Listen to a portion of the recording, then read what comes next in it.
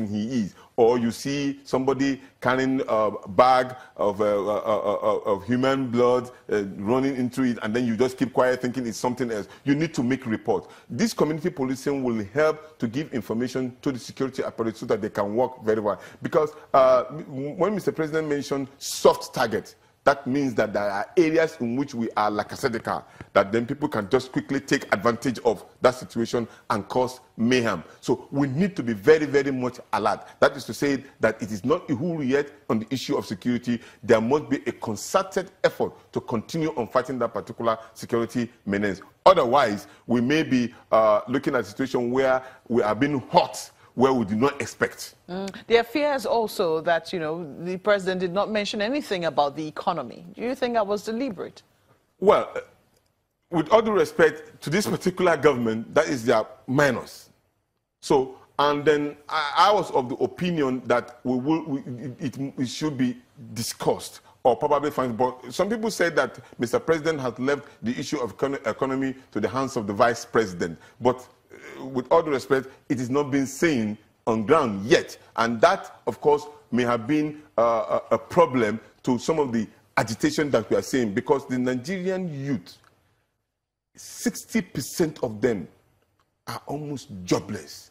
So it creates room for all kinds of things to happen. And I'm glad Mr. President identified it right even before he became president, that there's a time bomb that the Nigerian youth need to be engaged, and quickly too. And until that is done, we will continue to have some of these problems that we are seeing.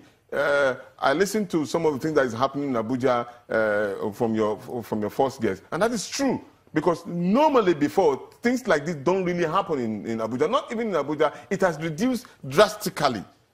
I mean, before, when you park your car, you may go upstairs and come back and do not find the car there. You wonder how. People are hungry. People are hungry. There are hard times here in Nigeria at the moment now. Now, he mentioned that in relation to the president rejigging his cabinet. Do you also want that to happen? Oh, definitely. Not only rejigging his cabinet, giving them opportunity to perform. We'll take a moment now. When we come back, we'll come back and wrap up your thoughts on the president's speech. In just a moment, please stay with us.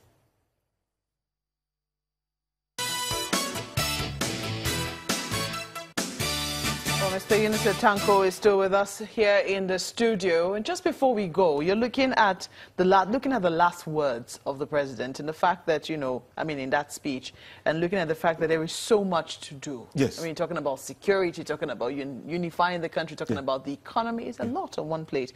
He says, I remain resolutely committed to ensuring that these goals are achieved and maintained. I'm so glad to be home.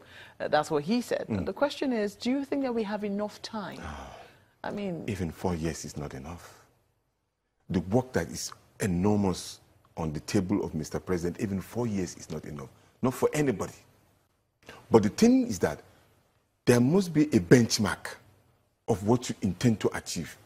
If you are able to reduce the rate of unemployment, if you are able to provide certain percentage of power supply to the country, if you are able to make sure the trade and commerce in this country is activated in such a way, then others will take care of themselves. The question is, you know, what are the benchmarks? Can Nigerians agree on those benchmarks?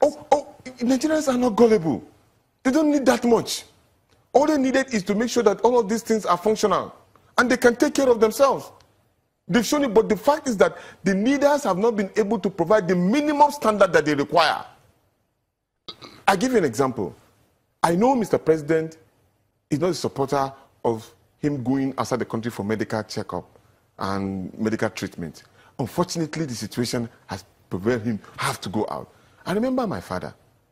He died in my hands, where in Luth, what happened? They could not power the generator that would enable us operating. And he died. Right there in my hands. So these are some of the things that are really hurting Nigerians. They need to see their medical system working in such a way that the poorest person on the street can get medical attention. You understand? And then they want to ensure that they can go into the market, whatever is in their hands, they can use it to buy something that they can feed their family with. They want to move from point A to point B without being harassed. These are the minimum standards that the Nigerian people needed. And definitely the minimum standards that we'll have to ask Mr. President to look into as quickly as possible, and time is of essence. Unfortunately, as it is also on this program, Alhaji Tanko, we have to thank you most kindly for coming on Sunrise Daily.